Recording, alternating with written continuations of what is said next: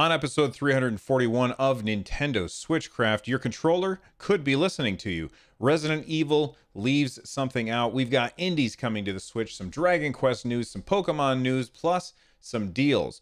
All those stories and more on this episode of Nintendo Switchcraft. Stick around.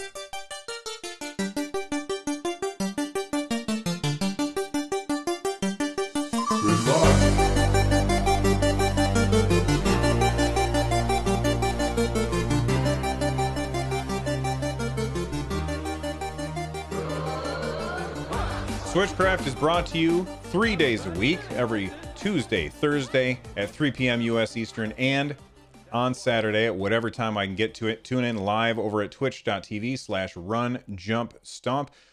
This episode of Switchcraft is brought to you by Abe Martinez. Get Switchcraft and my other content ad-free for as little as $1 by heading on over to patreon.com/runjumpstomp. And don't forget, you can leave a voicemail for the show by going to runjumpstomp.com/voicemail from any device, and I may even play it on the show. Good times. Oh my goodness, your controller could be listening to you. Before we get to your controller could be listening to you, I'm on the wrong damn screen. All right, let's try that again. Before we get to that stuff, I want to talk about, oh my god, my brain stopped working because I got distracted by the stupid wrong screen thing, and now my brain has to reboot. So let's all just wait a second and it's going to reboot. And there we go. Okay. There's a couple things that I want to address. First off, the shows have been getting longer, and I know that a lot of people listening to the show, they like the shorter episodes. And they've regularly been getting to 40 or some minutes. And I am going to do my best to rein that in and do less of that. So I know that you guys like to have the shorter shows, so I'm going to do my best to make sure that that's what you get. Sometimes shows will be longer, and there's nothing I can really do about that. Secondly, if you haven't already subscribed to Run Jump Stomp, make sure that you do. I interviewed David Brevik, the creator of Diablo. That episode comes out on Friday. So if you are interested in that, go to runjumpstomp.com/shows and make sure that you subscribe, because it was a really, really good conversation that we had. And I'm going to, I'm getting more and more guests on that show. So if you like hearing conversations about video games, make sure you subscribe to Run Jump Stomp. Again, runjumpstomp.com/shows to subscribe. It's free. Doesn't cost anything. Okay, let's start with some Nintendo news. Let's start with this. Everybody has some complaints about the Pro Controller. I have some complaints about the Pro Controller. Number one, D-pad, not great. D-pad's kind of mushy, doesn't work very well. Sometimes you get the wrong input. It's still my preferred controller. It's still one of my favorite controllers because I don't play a lot of D-pad heavy games. And if I do play a D-pad heavy game, I usually tend to use the Joy-Cons because I really like the D-pad on the Joy-Cons. I like a lot. In fact, I think, and there's going to be people who are very angry about this, but I think it would be awesome if they replaced this with D-pad buttons like the ones that are on the Joy-Cons. Go ahead and yell at me on Twitter if you're angry about me saying that, but that's at RunJumpStomp, hashtag Nintendo Switchcraft. I like the other D-pad much better. Another thing that people don't like about the Pro Controller is that it has kind of a weak rumble. The rumble in the Joy-Cons is 1,000 times better. And the rumble on the Pro Controller is just kind of weak. You don't notice it as much, but that's not really that big of a deal. I will say that a lot of people think that it's super comfortable. And the other thing that people don't like is that the triggers are digital instead of analog. Now, that being said, I still have yet to talk about the thing that most people hate about the Nintendo Switch Pro Controller, and that there's no headphone jack on this thing, meaning that you can't use it for voice. Now, of all those laundry list things that I've complained about here, you would think that I would very much dislike the Pro Controller, and that is not the case. I'm a fan of the Pro Controller. I think it's awesome. I would just change some things about it. You know, I don't expect everything to be perfect, and I don't automatically hate something because it's not perfect. But PDP is launching a controller that fixes one of those issues. And the one issue that they are fixing is the headphone jack. Now, a lot of people are probably pretty excited by the idea of a headphone jack. And my God, could this picture be more disingenuous? They show this picture, and I think it's pretty strategically placed so that you can't see the wire right here. Like, you could just barely see it. That's very strategic placement. It is a wired controller. And a lot of people got excited about the idea of, oh man, we can just plug our like our headphones into it and use our headphones to communicate through voice on the games on the Switch. Okay, that's awesome. The only issue is a lot of the games on the Switch don't have built-in voice. I think Warframe does. I know that Fortnite does. Rocket League does not. And I think Paladins might, as well as oh gosh, Smite might. But the number of games that we can really take advantage of this are pretty slim. And it's definitely not going to work with first-party Nintendo stuff, because first-party Nintendo stuff requires you to use, if you want to use their voice, if you want to use voice chat, you have to use the Nintendo Switch Online app. Now, I don't think that this is necessarily a bad thing, the Nintendo Switch Online app, but if I were going to pick, I would personally choose Discord over anything else. And if I have to already use my phone, then Discord is where I'm going to go. Now, I don't really care that the built-in voice isn't on the Nintendo Switch, but I do understand that I'm in the minority. And the whole reason that I don't care about it is because I have a ridiculous setup. You know, my Nintendo Switch is hooked up to my PC. The audio from the Switch comes through the PC, and then I use Discord on my PC. I know that that's a ridiculous setup, and most people won't have that access to that kind of a setup. So they want to be able to just plug their headphones into a damn controller and be able to use voice.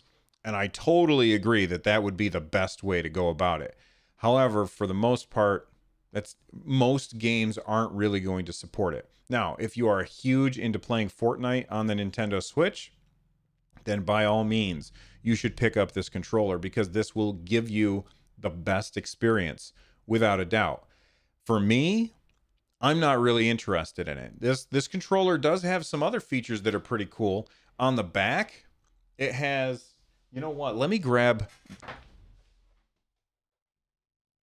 my Steam controller. On the back of my Steam controller, we have these extra buttons. You see these extra buttons?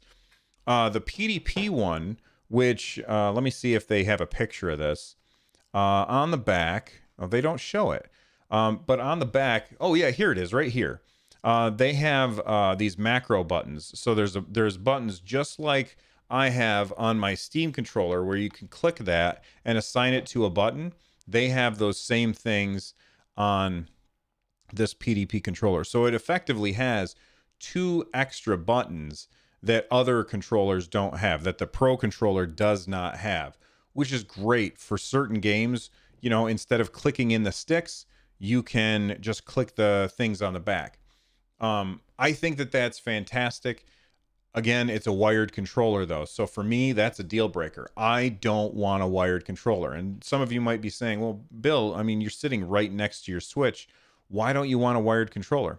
I just don't like wired controllers. And I know it is not as good. Like, I don't know how to say this. It's just, it's not as accurate. Like, there's some latency with a wireless controller. I'm okay with a little bit of latency. That doesn't bother me. The extra feature seems great. But this is a wired controller. doesn't have amiibo functionality, does not have gyro functionality, has a headphone jack. So you have to decide what is most important to you. For a lot of people, I think that the headphone jack is going to be the killer feature. So how much for this thing? 25 bucks.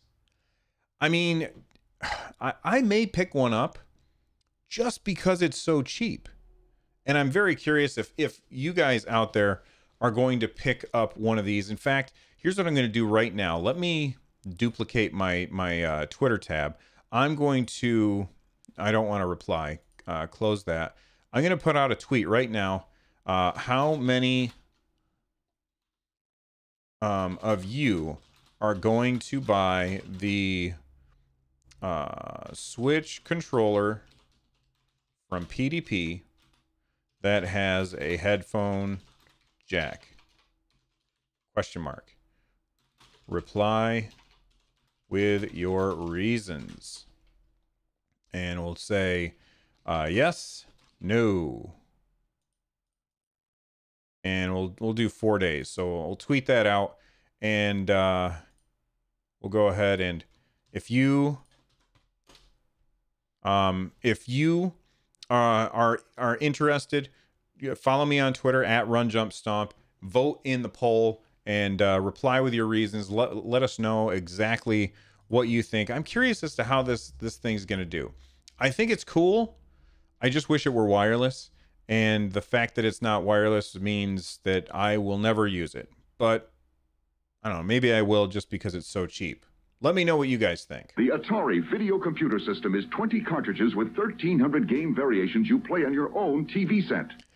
Resident Evil 4 is now out. I mean, speaking of controllers, Resident Evil 4 is now out for the Nintendo Switch. I think so. I think it came out today. And one of the things that it is missing, well, I think it's only missing one thing, but the thing that it's missing is motion controls. There's no motion controls in Resident Evil 4. Now, some may say, is that really necessary? And I would say probably not. It's not a big deal, but it was on the Wii version, or was it the Wii U version? It was on a previous Nintendo console that had motion controls for Resident Evil 4. And a lot of people just assumed that Resident Evil 4 on the Switch would also have motion controls. A lot of people said that that was the definitive way to play the game. Now, I have not played Resident Evil 4. I mean, I think I played it on the Dreamcast, so that was a long time ago, and I might be misremembering which Resident Evil game it was, but I think I played Resident Evil 4 on the Dreamcast many, many years ago, and I thought it was a fantastic game. And then when it came to either the Wii or the Wii U, they brought in motion controls, and I've heard that that is the best way to play the game. Well, I guess you're not going to be playing the game that way on the Nintendo Switch. Now, that being said, we have seen other games ship without motion controls and have motion controls later patched in. Fortnite did that. Paladins did that. So, some games ship without them and then add them in later. This Resident Evil 4 port for the Nintendo Switch seems like it is a straight up port of the Xbox version, just with the different buttons on the screen, like the HD re-release of Resident Evil 4 for the Xbox One, and that's what it seems like this one is. So I know that there's a lot of people that are upset about it, but the original game didn't have motion controls, so it's not like it's a game that was designed around motion controls. It's always nice when every feature of the console that you're playing on gets used. That being said, I know that until all consoles have gyroscopes in their controllers, then most games will not come out supporting those controller modes. It just doesn't make sense for a lot of developers to put the money and resources into making sure that they have ticked this box when a third of their customers won't care about that box at all. And the rest of them will be like, well, okay, it's nice to have, but it's not a deal breaker. Now, I think a few weeks ago on my other podcast, Run, Jump, Stomp, I was talking to Scott Johnson, and we were talking about how we really, really like what Microsoft was doing with controllers.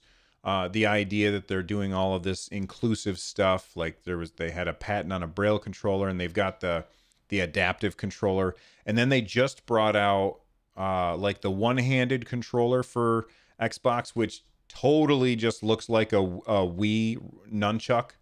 I hope that when the next Xbox system comes out, that the controllers have gyroscopes built in, because the Switch has them built in, the PlayStation has them built in, and the Xbox does not. And if the Xbox has a gyroscope built in, then I think almost all developers will consider including that as the box that they want to tick.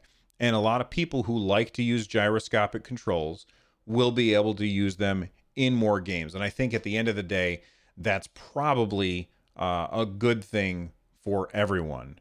Joel Mead 24 in chat says, don't tick my boxes. All right, let's talk about Dragon Quest.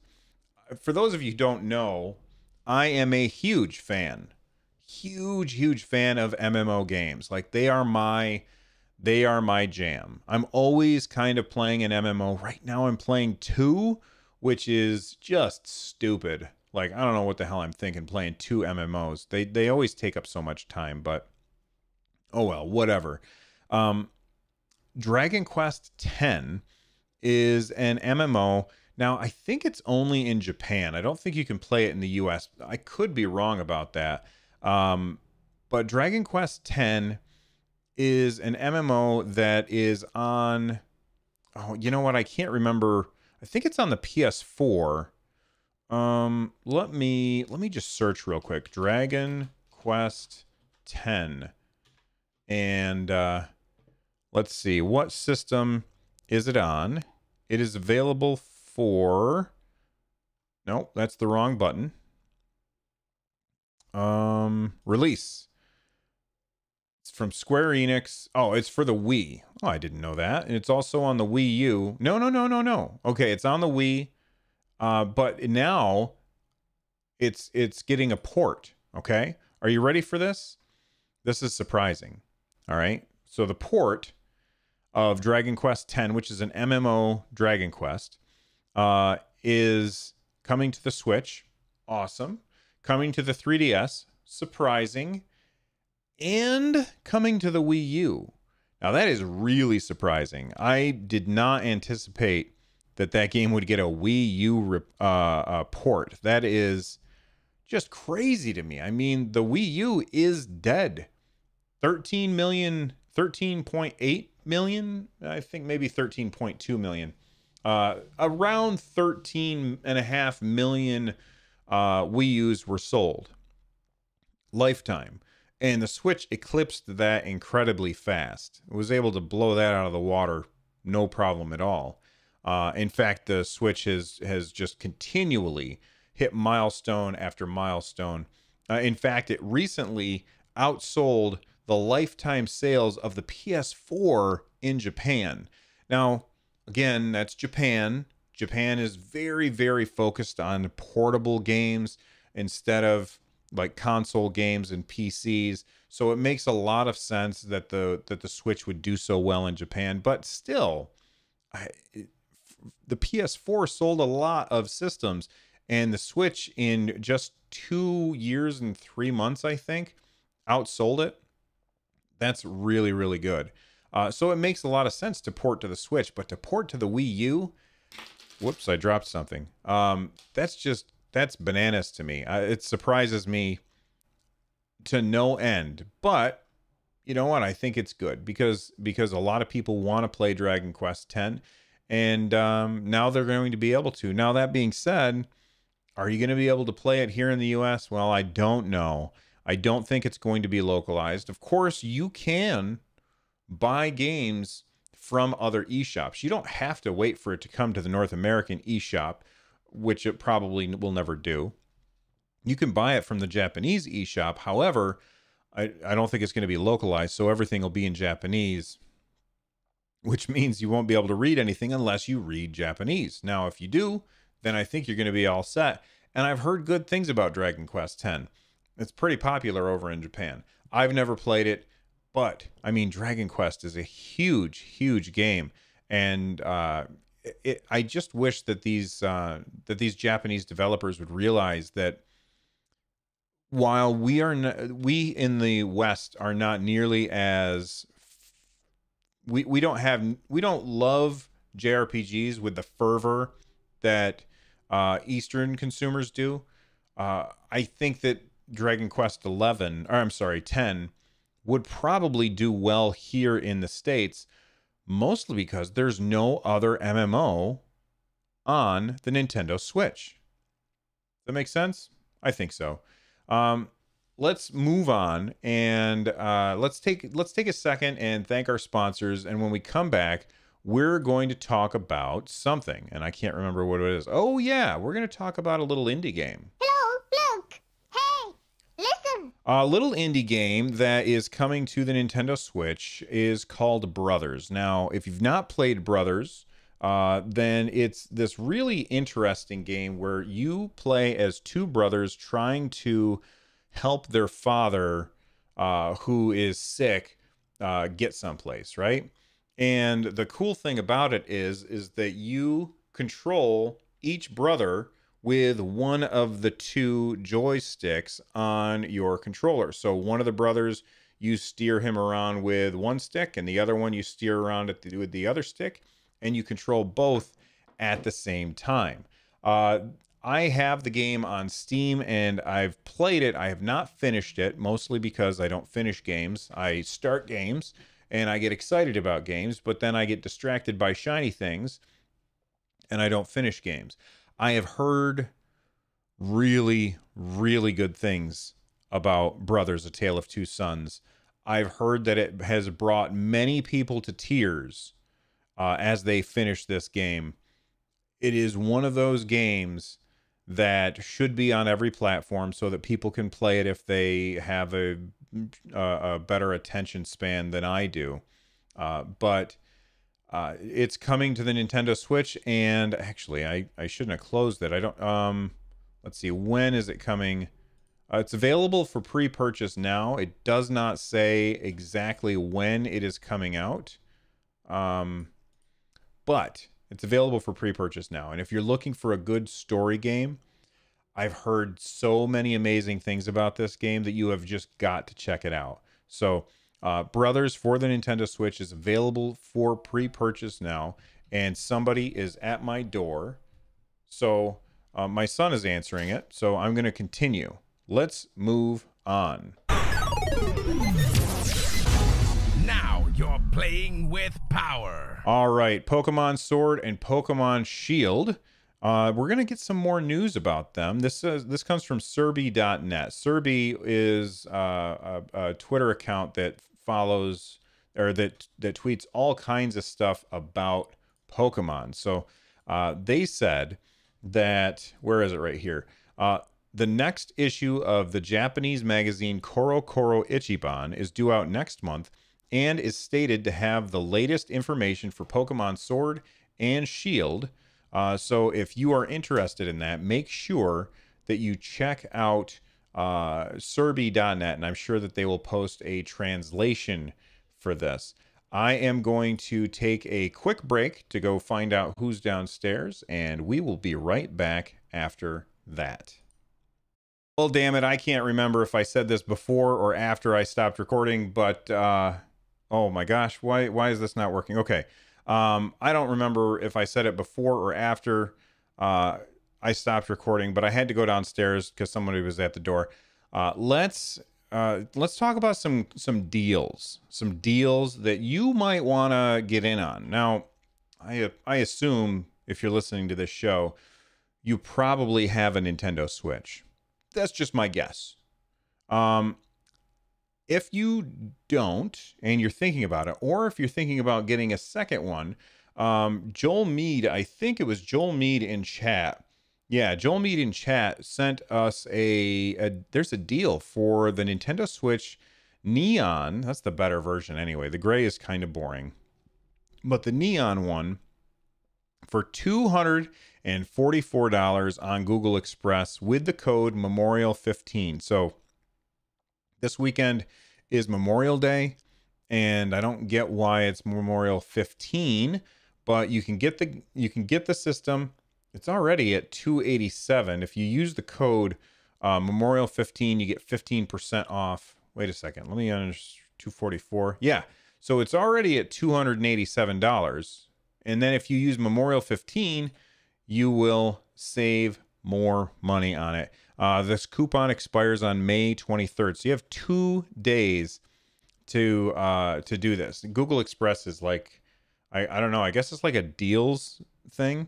I'm not really sure, but it says 15% off up to 180 max savings on this specific item with the code Memorial15. Limit 1 coupon per user. Coupon expires May 23rd, 2019, or while supplies last. So if you're thinking about buying a second Nintendo Switch, then there you go. What are you waiting for? Wario64 says that Sid Meier's Civ 6 is on sale for $30 on Amazon. This is a game that you can play on your Switch. If I understand correctly, you can play it on your Switch, and then you can play the same the same save on your PC, and you can kind of toggle back and forth between them. So if that seems really good to you, then $30 for Sid Meier's Civ 6, that sounds like a good deal. All right, let's move on over to feedback. It may be the most addictive toy in history, and it's definitely the hottest thing this Christmas. Okay, real quick before we get out of here, Tim Moore tweeted at me. They said, is there any word on Shin Megami Tensei Strange Journey Redux, released on the 3DS in 2018? Any plans for a Switch release for it? Right now, I Googled it, right? Shin Megami Tensei Switch. And there is a Shin Megami Tensei 5 coming to the Switch. We don't know when, but I haven't heard anything at all about the one that you're talking about, the Strange Journey coming to the Nintendo Switch. I haven't heard anything about that. And honestly, oh my God, hey Google, stop. Sorry. And honestly, I'd be surprised if they did, because like they want people to be playing Shin Megami Tensei 5. However, you know, it doesn't cost a lot of money to port, especially when you're porting to a more powerful platform. Now, I have not played Shin Megami Tensei Strange Journey. I don't know how involved the lower screen, the touch screen is to that game. And if there's not a lot of stuff that requires 2 screens and they can collapse that onto 1 screen, then maybe they would port it over. It all depends on how much work would have to go into that port. At Danny Corbo tweeted at me, they said, when do you think Final Fantasy Crystal Chronicles will come to the Switch? I'm thinking that we will definitely get a release date this summer during E3. Square Enix has a huge booth. Nintendo has a huge booth. Nintendo is going to have their Nintendo Direct. I think Square Enix is going to have a press conference, like where they get up on stage and talk about stuff, where they're going to show off Final Fantasy VII Remake. But I don't think that's all they're going to show off. Final Fantasy Crystal Chronicles is a game that a lot of people are going to get excited for. It's a game a lot of people missed out on, and it's a fantastic game. I had it on the GameCube. Super fun. But I don't know. Hopefully soon, because that's a fantastic game and I want to play it again. I never really was able to take full advantage of that game, and the reason was because you're required that you have a bunch of GBAs and a link cable and a GameCube, and that's just too much money. Now with having the internet, that makes things so much easier. All right, one more tweet.